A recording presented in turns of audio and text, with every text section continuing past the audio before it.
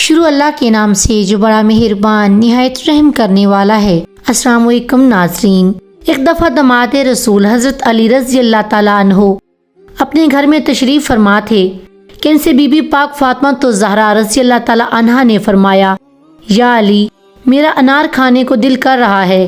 حضرت علی رضی اللہ تعالیٰ عنہ اپنی اہلیہ اور دختر رسول صلی اللہ علیہ وآلہ وسلم کی خواہش پوری کرنے کی غرض سے گھر سے نکلے، حالانکہ اناروں کا موسم نہیں تھا، اور ایک یہودی کے پاس پہنچے جو اناروں کی تجارت کرتا تھا۔ آپ نے اس کے دروازے پر دستک دی۔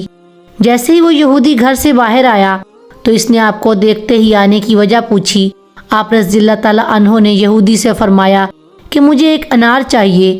یہودی نے صاف انکار کر دیا اور کہنے لگا کہ میرے گھر میں اس وقت ایک دانہ بھی انار کا موجود نہیں۔ آپ رضی اللہ تعالیٰ عنہ نے فرمایا کہ انار تو تمہارے گھر میں ہے۔ اس نے کہا، میں موسیٰ کا امتی ہو کر کہتا ہوں میرے گھر میں انار نہیں ہے۔ آپ مسکرائے اور فرمایا، میں محمد مصطفیٰ صلی اللہ علیہ وآلہ وسلم کا داماد ہونے کی حیثیت سے فرماتا ہوں کہ انار تمہارے گھر میں موجود ہے۔ یہودی ابھی اپنی ضد پر اڑا تھا اور آپ رضی اللہ تعالیٰ عنہ سے تکرار کر رہا تھا کہ اس کی بیوی جو گھر کے پردے کے پیچھے کھڑی ہو کر سب سن رہی تھی، اس نے اپنے شوہر سے کہا کہ میں کلمہ پڑھ رہی ہوں، تم بھی پڑھ لو کیونکہ گھر میں انار موجود ہے۔ وہ یہودی یہ دیکھ کر حیران ہوا کہ گھر میرا ہے، علم علی کو ہے۔ اس نے کلمہ پڑھتے ہوئے انار علی رضی اللہ تعالیٰ عنہ کے سپرد کر دیا۔ آپ انار لے کر گھر کی طرف چلے کہ راستے میں ایک اندھا فقیر بیٹھا صدا لگا رہا تھا کہ ہے کوئی اللہ کا نیک بندہ جو مجھے اللہ کی محبت میں انار کھلائے۔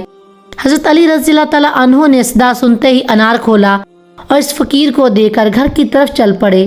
گھر پہنچتے ہی آپ جائے نماز پر پہنچے اور یہ سوچنے لگے کہ اب دختر رسول صلی اللہ علیہ وآلہ وسلم کو کیا جواب دوں گا۔ منگوایا انہوں نے تھا، اتنے میں سیدہ کائنات کی آواز آئی کہ یا علی، آپ کا شکریہ، میں نے ایک انار کی فرمائش کی تھی، آپ نے 10 انار بھیج دیے۔ علی رضی اللہ تعالیٰ عنہ مسکرائے اور فرمایا کہ یہ انار میں نے نہیں بلکہ آپ کے لیے اللہ نے بھیجے ہیں، اور جو آپ کو دے کر گیا ہے وہ فقیر نہیں تھے بلکہ اللہ کا فرشتہ تھا۔